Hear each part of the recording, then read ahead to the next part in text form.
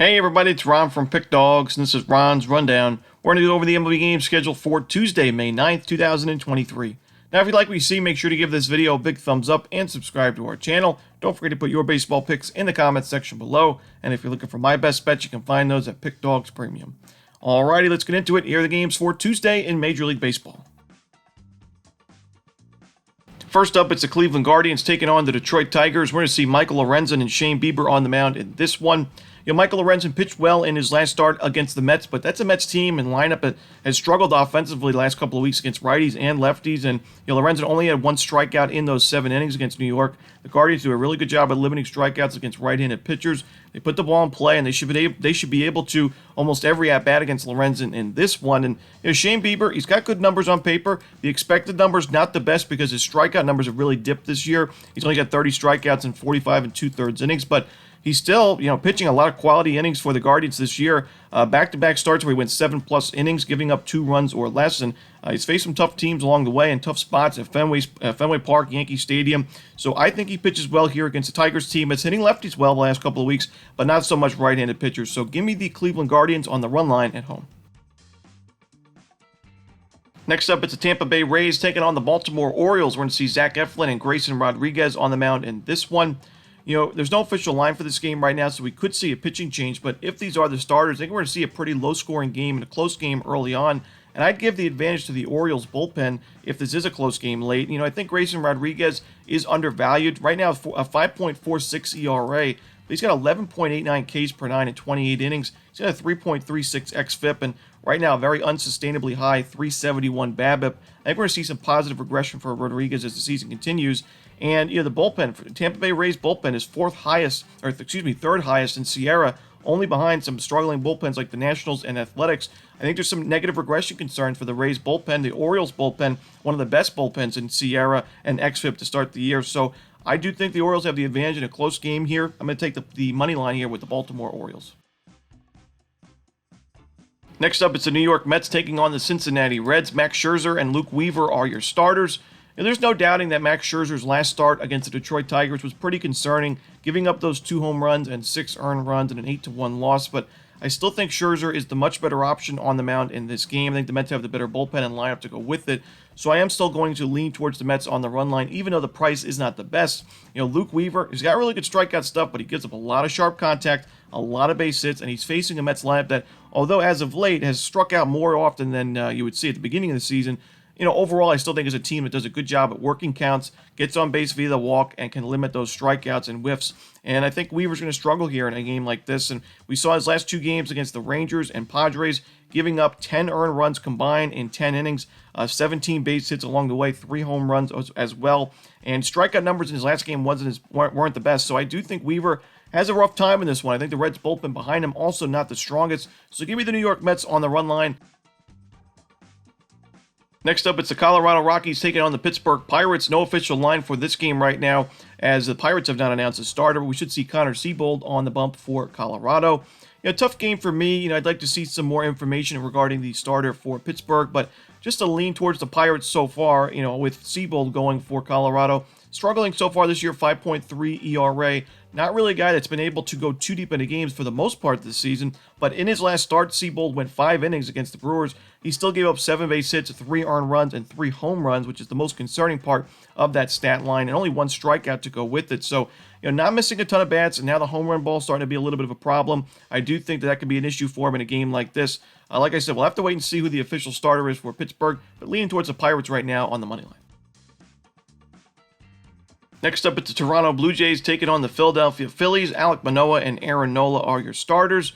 I do think even though Manoah lost his last game against the Red Sox at Fenway Park, he's been sharp on the road this year at 2.82 ERA in 22 1/3 road innings. He's really struggled at Rogers Center, but I do think he is backable in a spot like this away from home. And Manoah's last start against the Red Sox, it was an unfortunate one for him. His defense did not help him out in that game. There was a lot of infield singles and errors as well, and that's why he gave up 3 unearned runs. So I do think he can bounce back here. And, Aaron Nola has been inconsistent this year, giving up a lot of home runs, a home run in 4 of his last 5 games. And last start against the Dodgers, 7 base hits and 4 earned runs in that game. He's pitching well early on, struggled at the end of that start. Both lineups are solid against right-handed pitchers, but I do give the edge to the Blue Jays bullpen. If this is a close game late, I think the Blue Jays bullpen is superior. So give me Toronto here on the money line on the road. Next up, we see the Oakland Athletics taking on the New York Yankees. Drew Ruzinski and Clark Schmidt are your starters. Both guys looking for their first wins of the season. I think Schmidt gets it for the Yankees here. As you know, we do expect Aaron Judge to make it back into the lineup for the Yankees for Tuesday's game. While it may take him a few at-bats or maybe even a few games to get back to game speed at the major league level, I still think just having him in the lineup, especially for a home game in Yankee Stadium, going to really help the team morale. The Yankees fans will probably be going crazy for Judge's first at-bat back with the team. It's been a couple of rough weeks for the Yankees. They've definitely moved a good amount of games behind now in the division standings. A lot of good teams in the AL East this year, and this is a good matchup for him. Schmidt's been much better at Yankee Stadium than he's been on the road this season, a 3.71 ERA at home with 22 strikeouts and 17 innings at home. And Drew Ruzinski, he's only had 2 starts so far, but struggled in both of those games. A lot of base hits, a lot of earned runs, home runs as well, and walks now. His last start, 5 walks against the Seattle Mariners. The Oakland Athletics have hit lefties pretty well in the last couple of weeks, but not right-handed pitchers. They've struck out a lot. They're not getting on base. I don't trust them in a game like this. So give me the New York Yankees. They have the better lineup, the better bullpen, and the better starter. Give me the Yankees on the run line. Next up, we see the Boston Red Sox taking on the Atlanta Braves. Nick Pivetta and Charlie Morton are your starters. We see a very steep total in this game, I think for good reason. You got 2 starting pitchers that I just don't love their matchups here against the opposition. Nick Pivetta has been much better on the road this year than he's been at Fenway Park, which makes sense as Fenway is a hitter-friendly ballpark. But still, Pivetta has issues giving up the long ball, a lot of sharp contact, a lot of barrels. And the Braves, one of the more powerful lineups in baseball this season against righties, against lefties, and that's definitely the case the last 2 weeks as well. I think Pivetta struggles here, and I also think Charlie Morton struggles against a Red Sox team that's number 1 in the league in the last 2 weeks in team OPS against righties, and number 5 in isolated power with a very low strikeout rate at 18.1%, the second lowest in baseball. Morton's had issues with his control. He's a really strikeout-dependent pitcher, so if he's not missing those bats like the Red Sox do a good job of, he is going to struggle in this game. So I like the over here between Boston and Atlanta. Next up, we see the Chicago White Sox taking on the Kansas City Royals. Lucas Giolito and Jordan Lyles are your starters. Lucas Giolito did not pitch well against the Royals last year, and he's not pitched too well away from home either this season. But I still think he's a better option in this game. He's a guy that can miss some bats, earn some strikeouts, compared to Jordan Lyles, who's 0-5 with that 6.69 ERA.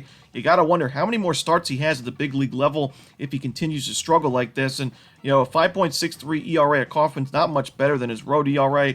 He gave up 6 earned runs, 2 home runs, 2 walks in 5 innings against the Orioles last time out. The Royals have lost all 5 of its last 5 games, and actually they've lost every single game that he's pitched in this year. So I just can't back Lyles in this game. Give me the Chicago White Sox on the money line, and I would take the over as well in this one. Next up, we see the Los Angeles Dodgers taking on the Milwaukee Brewers. We're going to see Noah Syndergaard and Eric Lauer on the mound in this one. The Dodgers have struggled against left-handed pitchers. They're striking out quite a bit. Their OPS and their isolated power numbers are not great against lefties. And Eric Lauer, last start was a tough spot for him to be in as he pitched at Coors Field. We mentioned how, his ERA was above 15 going into that game at Coors Field. But now back at home, facing a Dodgers team that he faced twice last year, went 12 innings with a 1.5 ERA. He only had 9 strikeouts in those 12 innings, but I think he's going to be able to up those strikeout numbers here against an LA team, like I mentioned, really struggling with those missed bats against lefties the last couple of weeks and overall this season. In the last 2 weeks, a 28.1% strikeout rate for Los Angeles against left-handed pitchers. And Noah Syndergaard's not really my favorite option on the mound for LA. I do think he could struggle in this game. Not somebody that earns a lot of strikeouts anymore. He used to with the New York Mets, but he suffered an injury, and now he's really a different type of pitcher. Gave up 3 earned runs and 8 base hits in his last game without a single strikeout in 5 1/3 against the Cardinals. And although the offense backed him up in that game, I don't think it's going to be the case in this one. So give me the Milwaukee Brewers here on the money line. Next up, we see the San Diego Padres taking on the Minnesota Twins. Louis Varland and Michael Wacha are your starters. Louis Varland certainly had his struggles in his first 2 games of the season at the major league level, giving up 4 home runs with a 5.91 ERA through those 2 starts, but at least he's missing bats. He's got 14 strikeouts in 10 2/3 innings. And Michael Wacha has not been much better on the other side for San Diego. I thought it was a really disappointing weekend for the Padres this weekend, as I thought they had a pretty big advantages in the starting pitching matchups in that series against their big rivals in the Dodgers. It was an important series to try to get back in that division race, but San Diego blew a lead on Sunday. They lost a close game on Saturday 2-1, and Now, I don't really like their chances here. Michael Wacha, only 26 strikeouts and 31 in the third innings of work. The offense for San Diego has been super inconsistent, especially at the top of the lineup. Those superstars in the lineup have not really been that great this year so far. Not a lot of competitive at-bats between those guys. So, I do think the Minnesota Twins at home have the advantage here. The bullpens are pretty close, but I'm going to take the Minnesota Twins here on the money line at home. Next up, we see the St. Louis Cardinals taking on the Chicago Cubs. Jack Flaherty and Jameson Taillon are your starters. I do think Jameson Taillon is a much better starting pitcher in this matchup, and while I do think the Cardinals have the better bullpen and lineup, especially when they're facing a right-handed pitcher, I still think the Cubs can win this game in the first 5 and the full game. And Jameson Taillon, 5.29 ERA on paper in his first 17 innings, but a much better expected ERA and FIP at 2.47 because he's earning strikeouts, he's limiting walks, and he's limiting home runs, exactly what you're looking to do as a starting pitcher. And, Jack Flaherty, his control's been inconsistent. He's given up at least 1 home run in each of his last 5 starts, a lot of base hits to go with it. His strikeout stuff's been all over the place, and he's struggled at Wrigley Field in his career, an ERA above 5 at Wrigley in his career. So give me the Chicago Cubs in the first 5 and on the money line in the full game.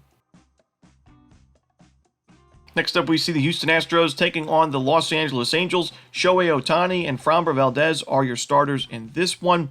Now, we see a low total in this game. We should expect a low-scoring game. Great pitching matchup between these two. But with that low total, I don't think there's a ton of value on the under. I'd rather just take the Angels here on the money line. Shohei Ohtani, although his last start giving up 4 earned runs against St. Louis, he still had 13 strikeouts in that game on the road. And right now, a 2.25 ERA at home in 20 innings of work with 25 strikeouts. I think he pitches well here against an Astros team that has just not done much against right-handed pitchers this season. And on the other side, Framber Valdez is usually a guy that can give the Astros a quality start each and every time he's on the mound. But that quality start may not be enough here for Houston. Last time out, he went 6 innings, 2 earned runs against the Giants. 8 strikeouts in that game. He was excellent. The Astros still lost that game by 2 runs, 4-2 in the end. In fact, the Astros have lost 3 of the last 4 starts for Framber because he hasn't gotten a lot of run support. And I think it's going to be the case here against one of the better starting pitchers in baseball. Give me the Los Angeles Angels. The team is top 10 in baseball in the last 2 weeks against left-handed pitchers in team OPS. Give me the Halos on the money line. Next up, we see the Texas Rangers taking on the Seattle Mariners. Andrew Heaney and George Kirby are your starters. I'm a little bit concerned with George Kirby's last start against the Oakland A's. It was a really good spot for him to put together a shutdown outing. And while he still went 7 innings and the Mariners still won that game in the end, Kirby was not his best. He only had 2 strikeouts in that one, gave up a home run, 7 base hits, and 3 earned runs in the end. And now you're facing a Rangers team that's top 10 in baseball in the last 2 weeks against righties in team OPS and isolated power. While the Rangers bring out Andrew Heaney here, who's got really good strikeout stuff. We know his control can be off and he can give up the long ball, but I think that this matchup benefits him. He's facing a Seattle team that strikes out quite a bit against lefties in the last 2 weeks, a 27.9% strikeout rate and a pretty low walk rate at 7.7% against lefties. Heaney should be able to take advantage of that. And when you look at the OPS and isolated power numbers, the Mariners in OPS 27th in baseball against lefties the last 2 weeks, 21st in isolated power. I think this matchup benefits the Rangers a lot more. So give me the Texas Rangers on the money line on the road. Next up, we see the Washington Nationals taking on the San Francisco Giants. Patrick Corbin and Logan Webb are your starters. We're at a pitcher-friendly ballpark. We see Patrick Corbin, a lefty, facing a Giants team that has struggled against lefties in 2023. We see Logan Webb on the other side, a strong starting pitching option for San Francisco, who pitches even better at home with a 2.29 home ERA, coming off 3 really good starts against the Mets, Cardinals, and Astros, where he went 7 innings, 6 2/3, and 7 2/3. 2 earned runs or fewer in those games, and the Giants won 2 of those 3 games as well. I think Webb pitches well. I think Corbin, who has got an ERA of 5.17, doesn't really have too many great spots. I think this is one of them. He's coming off of his best start of the season, 7 innings, 2 runs, 6 strikeouts against the Cubs. I think we see a low-scoring game here. Give me the under in Washington, San Francisco. And the final game for Tuesday's card in Major League Baseball, it's the Miami Marlins and the Arizona Diamondbacks. We're going to see Jesus Luzardo and Brandon Pfaadt on the mound in this one. I'm not too concerned with Brandon Pfaadt's first start at the Major League level, although it was basically a disaster, giving up 7 earned runs and 4 home runs in that game, 9 base hits to go with it. It was also against the Texas Rangers team, and offensively, it's been much better than the Marlins against right-handed pitchers this year. And Pfaadt's got really good strikeout stuff. He pitched well at the AAA level this season. I think he can bounce back here and put together a solid outing for Arizona. And Jesus Luzardo has also been sharp this year, for his team. 3.66 ERA for Miami. Not good numbers on the road this year, that's for sure, but only 10 1/3 road innings, so not really the best sample size. He still has 11 strikeouts in those 10 1/3. So I think both pitchers pitch well in this game. Give me the first 5 under in Miami, Arizona. And that's it. Those are the games for Tuesday in the MLB. Hope you enjoyed this video. If you did, don't forget to hit that like button and subscribe. And don't forget to put your baseball picks in the comment section below. Again, if you're looking for my best bets, you can find those at Pick Dawgz Premium. As always, this is Ron Romanelli. Good luck.